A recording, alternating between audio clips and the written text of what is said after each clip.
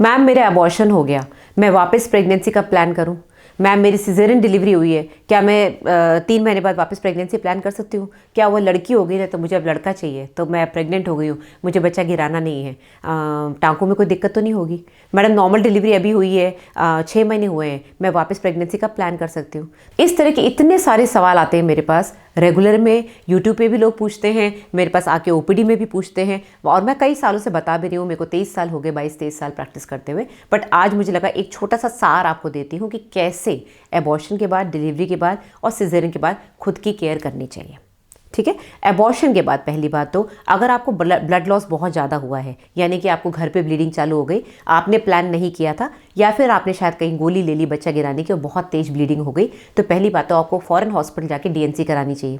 Sonography से check करवाओ कि भाई बच्चे के टुकड़े हैं अंदर, आंवल के टुकड़े हैं, तो सफाई कराओ।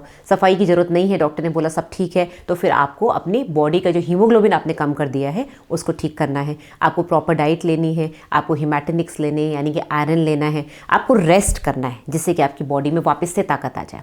हाथों हाथ नेक्स्ट मंथ बच्चा नहीं ठहरना चाहिए, क्योंकि आफ्टर ऑल बच्चा ठहराना तो बड़ा आसान होता है, लेकिन उसको 9 महीने तक कैरी तो आप ही को करना है। आपकी बॉडी में क्षमता नहीं है, आप ऑलरेडी अभी इतनी घायल हो गई हैं, तो फिर आप हाथों हाथ क्यों बच्चा चाह रही हैं? बहुत से पेशेंट्स मेरे पास आते हैं जो कि अगले महीने जब मैं बुलाती हूँ कि चेकअप के लिए आना, वापस प्रेग्नेंट होकर आ जाते हैं। मैं बोलती भाई थोड़ी तसल्ली रख लेते, एज कहाँ भागी जा रही है? अभी आप 22-23 साल की हैं, 25 साल की हैं, आजकल तो 45 साल तक बच्चे होते हैं, क्या दिक्कत है? इतनी अच्छी टेक्नोलॉजी आ गई है, इतने अच्छे अच्छे तरीके इन्वेस्टिगेशंस आ गए, जिससे पता चल जाता है कि भाई 35 के ऊपर लेडी है, 40 के ऊपर लेडी है, तो बच्चे में कोई एबनॉर्मेलिटी तो नहीं है, तो फिर इतनी क्या जल्दी है? तो पहली बात तो रेस्ट। अच्छा, एबॉर्शन के बाद जब आप हॉस्पिटल आती है, मान लीजिए आपने एबॉर्शन करवाया, डीएनसी करवाई, आपको लगेगा यार डीएनसी के बाद तो मैं बहुत कमज़ोर हो गई। मैडम डीएनसी मत करो, कमज़ोरी आ जाती है। अब डीएनसी के बाद कमज़ोरी क्यों आएगी? डीएनसी में हम क्या करते हैं, आपको हल्का सा नींद का इंजेक्शन देते हैं 10 मिनट के लिए। 10 मिनट में हम आपकी बच्चेदानी पूरी साफ़ कर देते हैं मशीन से। उसमें कोई कमज़ोरी नहीं आती, क्योंकि ब्लीडिंग ज़्यादा नहीं होती। जब घर पे अपने आप ब्लीडिंग होती है, बच्चा निकलता है, आंवल के टुकड़े निकलते हैं, तो वो बहुत सारे क्लॉट्स लेके निकलते हैं, वो ब्लीडिंग ज़्यादा होती है। ना आपके पास कोई मेडिसिन होती ब्लीडिंग रोकने के लिए। जब आप हॉस्पिटल आते हैं, हम आपको ड्रिप लगाते हैं, ड्रिप में इंजेक्शन डालते हैं, जिससे आपका यूट्रस कॉन्ट्रैक्ट होता है, ब्लीडिंग वैसे ही कम होती है। लेबर रूम में या ओटी में जब आपको लेके जाते हैं, आपको नींद का जो इंजेक्शन देते हैं, उसका नशा आपको बाद में 2-3 घंटे 4 घंटे तक रहता है। इस वजह से आपको उठने के बाद चक्कर आते हैं, आपको लगता है मैं कुछ खा नहीं पा रही हूँ, घर वाले परेशान होते, बहुत कमज़ोर हो गई। एक्चुअली कमज़ोरी नहीं है, ये नशे का इंजेक्शन है।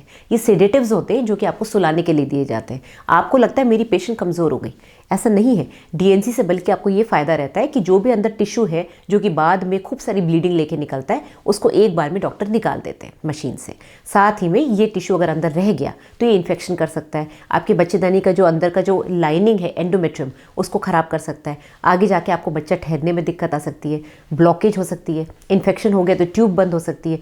ये सारे कॉम्प्लिकेशंस होते हैं अगर आप डॉक्टर के पास टाइम से नहीं पहुँचती हैं।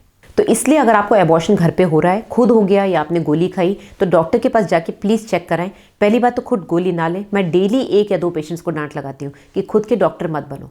फार्मेसी से अपने आप दवाइयाँ लेकर मत आओ, आप अपने ऊपर एक्सपेरिमेंट मत करो। जानलेवा दवाइयाँ होती हैं। आप एबॉर्शन करवा रहे हो तो डॉक्टर से करवाओ, चेक करवाओ, बाद में एंटीबायोटिक्स लो। डॉक्टर आपको खुद ताकत की दवाइयाँ देंगे। अच्छी डाइट रखो। अब अगर आप गैप की बात करो, अगर आप बिल्कुल हष्ट पुष्ट हो गई हैं तो 2 या 3 महीने, इससे ज़्यादा आपको वेट करने की ज़रूरत नहीं है। अच्छा, एबॉर्शन के बाद सेक्स कब करना चाहिए? नॉर्मली तो सेक्स में कोई प्रॉब्लम नहीं है, लेकिन अगर बॉडी ऑलरेडी इतनी थक गई है और अगर आपके हस्बैंड कॉन्डोम नहीं यूज़ कर रहे हैं, अवॉइड करना चाह रहे, तो फिर आई वुड एडवाइस कि आप 2 हफ्ते तो बिल्कुल भी सेक्स ना करें। उसके बाद भी अगर आप करें तो कॉन्डोम यूज़ करें या कोई और प्रिकॉशन यूज़ करें, जिससे आप कम से कम 2-3 महीने तक प्रेग्नेंट ना हो और आपकी बॉडी वापस से हष्ट पुष्ट हो जाए।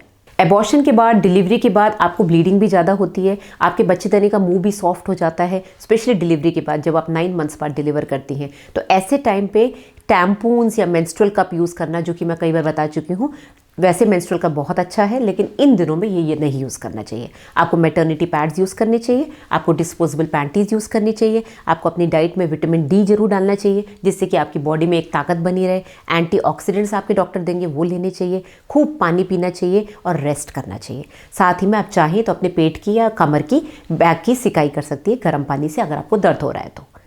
आपको एबॉर्शन क्यों हुआ, पहले तो बात तो इसकी जानकारी रखिए।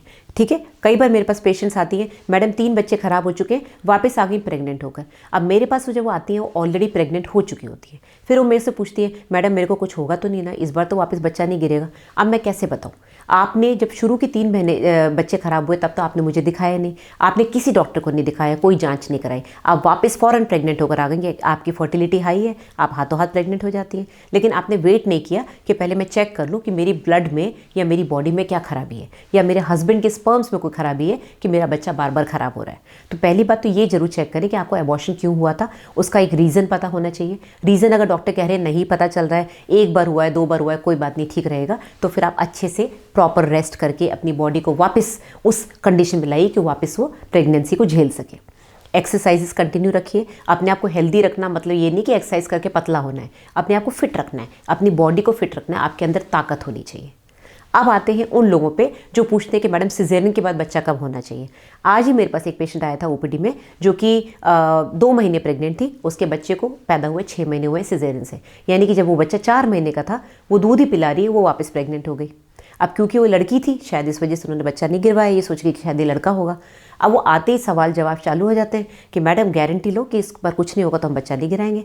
अब गारंटी मैं कैसे लूँ? मैं कैसे बता दूँ कि आपके 9 महीने बिल्कुल सही जाएंगे? डेफिनेटली आपको पेन होगा, डेफिनेटली आपके टाँकों पे जोर पड़ेगा, बट आइडियली देखा जाए तो ये टाँके 3 महीने के अंदर गल जाते हैं। 3 महीने के बाद गलने के बाद भी बच्चेदानी हल्की सी तो वीक होती ही है। साथ ही जो पहले वाला बच्चा है वो दूध पी रहा है, या तो वो बच्चा किसी वजह से एक्सपायर हो गया।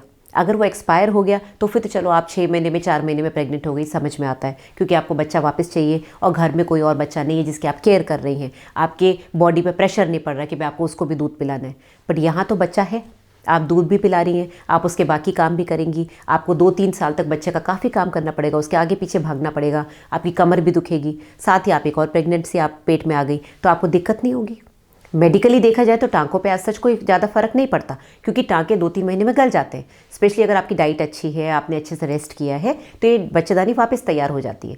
लेकिन आप खुद अपने आप को देखिए, फिजिकली, इमोशनली, फाइनेंशियली क्या आप सही हैं कि इतनी जल्दी बच्चा होना चाहिए?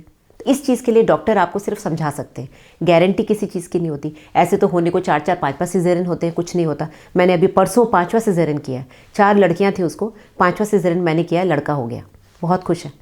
लेकिन क्या ये सही था? आते ही सबसे पहले मैंने डांट लगाई है कि औरत को सब्जी ना समझे, सब्जी की तरह ना काटें कि बस उसका काम सिर्फ लड़का पैदा करना है।